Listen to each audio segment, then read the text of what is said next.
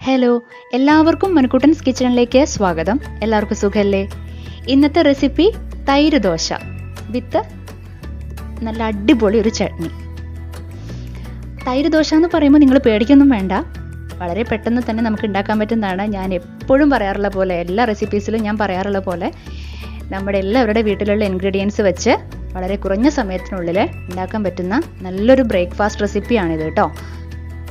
ശരിക്കും നിങ്ങൾക്ക് നല്ലൊരു ഡിഫറെൻ്റ് ആയിരിക്കും ഇതിൻ്റെ ടേസ്റ്റ്. അപ്പോൾ നമുക്ക് തൈര് ദോശ എങ്ങനെ ഉണ്ടാക്കാന്നുള്ളത് നോക്കാം. അതിനുവേണ്ടി ഞാൻ ഒരു പാത്രത്തിലേക്ക് ഇതുപോലൊരു ഗ്ലാസ്സിൽ 3 ഗ്ലാസ് പച്ചരി ആഡ് ചെയ്ത് കൊടുക്കുന്നുണ്ട്. ഇത് നിങ്ങൾ തലേ ദിവസം രാത്രി തന്നെ ഇതുപോലെ ചെയ്ത് വെക്കണം കേട്ടോ. ഒരു 1/4 സ്പൂണോളം ഉലുവയും ആഡ് ചെയ്ത് കൊടുക്കുന്നുണ്ട്. എന്നിട്ട് നന്നായിട്ടൊന്ന് കഴുകിയെടുത്തതിന് ശേഷം ആവശ്യത്തിന് വെള്ളം ഒഴിച്ച് ഒരു നൈറ്റ് ഫുള്ള് ഒരു 5-6 മണിക്കൂർ കുതിർത്ത് വയ്ക്കുക, സോക്ക് ചെയ്ത് വയ്ക്കുക. അതിനുശേഷം പിറ്റേ ദിവസം രാവിലെ 6 മണിയൊക്കെ ആകുമ്പോഴേക്കും എല്ലാവരും എഴുന്നേറ്റിട്ടുണ്ടാവും അല്ലേ? ആ സമയമാകുമ്പോൾ എഴുന്നേറ്റ ഉടനെ നിങ്ങൾ അതിലത്തെ വെള്ളമെല്ലാം കളഞ്ഞതിന് ശേഷം ഒന്നുകൂടെ കഴുകിയിട്ട് നമുക്ക് മിക്സിയുടെ ജാറിലേക്ക് ആ അരി ഇട്ട് കൊടുക്കാം. ആവശ്യത്തിന് ഉപ്പ് ചേർത്ത് കൊടുക്കാം. ഇനി അധികം പുളിയില്ലാത്ത, ഒരുപാട് പുളി പാടില്ല കേട്ടോ, അധികം പുളിയില്ലാത്ത തൈര് ആഡ് ചെയ്ത് കൊടുക്കാം. നമ്മൾ ഇതിന് തൈരോ മോരോ ആഡ് ചെയ്ത് കൊടുക്കാം, വെള്ളം ചേർക്കുന്നില്ല. അരയ്ക്കുമ്പോൾ നമ്മൾ നന്നായിട്ട് അരച്ചെടുത്ത് വന്നിട്ടുണ്ട്. ദോശമാവിൻ്റെ അതേ പരുവം തന്നെയാണ്, വെള്ളം ചേർക്കരുത് കേട്ടോ, അത് പ്രത്യേകം ശ്രദ്ധിക്കാം. ഇനി നമുക്കിത് 1 മണിക്കൂർ അടച്ചു വയ്ക്കാം.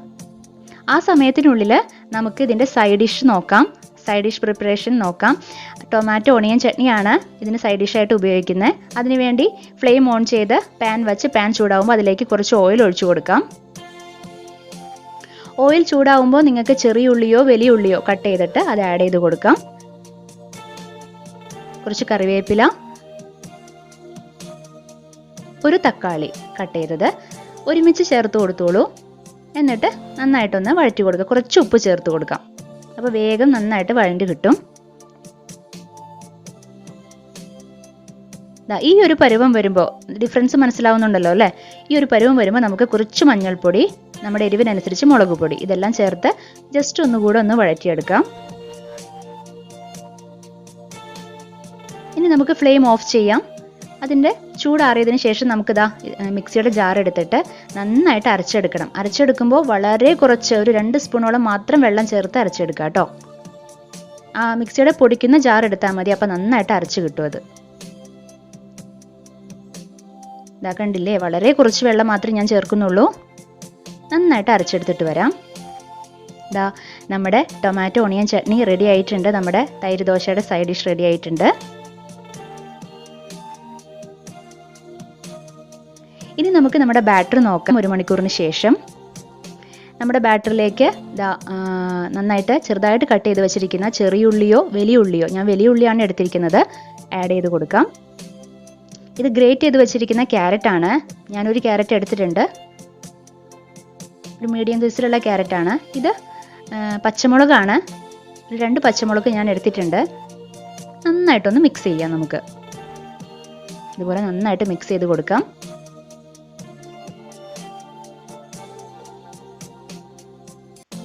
വെജിറ്റബിൾസ് ചേർക്കാണ്ട് നിങ്ങൾക്ക് ഉണ്ടാക്കാം കേട്ടോ. ഇത് വെജിറ്റബിൾസ് ചേർക്കുമ്പോൾ ഒരു പ്രത്യേക ടേസ്റ്റ് ആയിരിക്കും. നമ്മുടെ ബാറ്റർ കണ്ടില്ലേ, ദോശമാവിൻ്റെ അതേ പരുവം തന്നെയാണ്. ഇനി നമുക്ക് ഫ്ലെയിം ഓൺ ചെയ്യാം. മീഡിയം ഫ്ലെയിമിൽ ഇടുക എപ്പോഴും.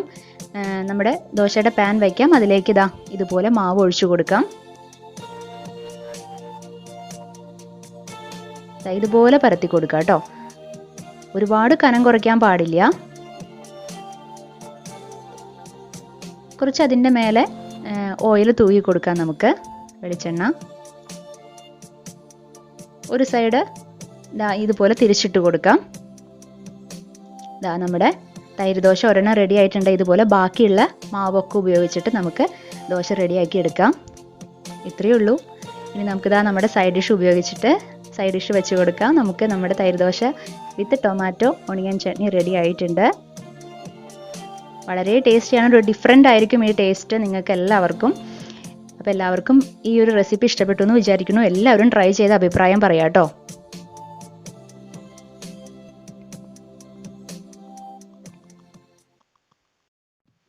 ഇനി നമുക്ക് മനുക്കുട്ടൻസ് കിച്ചന്റെ ഇന്നത്തെ താരങ്ങൾ ആരെല്ലാം എന്ന് നോക്കാം. ഇന്ന് 4 പേരാണ് മനുക്കുട്ടൻസ് കിച്ചൻ റെസിപ്പീസ് ട്രൈ ചെയ്ത് ഫോട്ടോ എടുത്ത് നമുക്ക് അയച്ചു തന്നിരിക്കുന്നത്. ആദ്യത്തേത് rava appam with coconut chammanthi try ചെയ്ത് ഫോട്ടോ എടുത്ത് അയച്ചു തന്നിരിക്കുന്നത് മിനി നന്ദകുമാർ, പെരിഞ്ഞനം, തൃശൂർ. Thank you Mini Nandakumar. അടുത്തത് ബേസൻ ബർഫി ട്രൈ ചെയ്ത് ഫോട്ടോ എടുത്ത് അയച്ചു തന്നിരിക്കുന്നത് ജിഷ ജോബി, ആളൂർ, തൃശൂർ. Thank you Jisha Joby. അടുത്തത് സോയ ചങ്ക്സ് ഫ്രൈ ട്രൈ ചെയ്ത് ഫോട്ടോ എടുത്ത് അയച്ചു തന്നിരിക്കുന്നത് സ്മിത സുരേഷ്, പെരിഞ്ഞനം, തൃശൂർ. Thank you Smitha Suresh. അടുത്തത് റവ പണിയാരം ട്രൈ ചെയ്ത് ഫോട്ടോ എടുത്ത് അയച്ചു തന്നിരിക്കുന്നത് ജിഷ്മ ശിവരാജ്, കോണത്തുകുന്ന്, തൃശൂർ. Thank you Jishma Sivaraj. ഇനി നിങ്ങൾക്കും ഇതുപോലെ മനുക്കുട്ടൻസ് കിച്ചൻ റെസിപ്പി ട്രൈ ചെയ്ത് ഫോട്ടോ എടുത്ത് ഞങ്ങൾക്ക് അയച്ചു തരാവുന്നതാണ്. ഫേസ്ബുക്കിലും ഇൻസ്റ്റാഗ്രാമിലും മനുക്കുട്ടൻസ് കിച്ചന് അക്കൗണ്ട് ഉണ്ട്. അതിലൂടെ നിങ്ങൾക്ക് ഫോട്ടോകൾ അയച്ചു തരാവുന്നതാണ്. ഞങ്ങളതെല്ലാം വളരെ സ്നേഹപൂർവ്വം സ്വീകരിച്ച് ഓരോ വീഡിയോസിലും ഉൾപ്പെടുത്തുന്നതായിരിക്കും. അപ്പോൾ നമുക്കിനി അടുത്ത എപ്പിസോഡിൽ വേറൊരു പുതിയ വിഭവമായിട്ട് വീണ്ടും കണ്ടുമുട്ടാം. Okay, bye, thank U.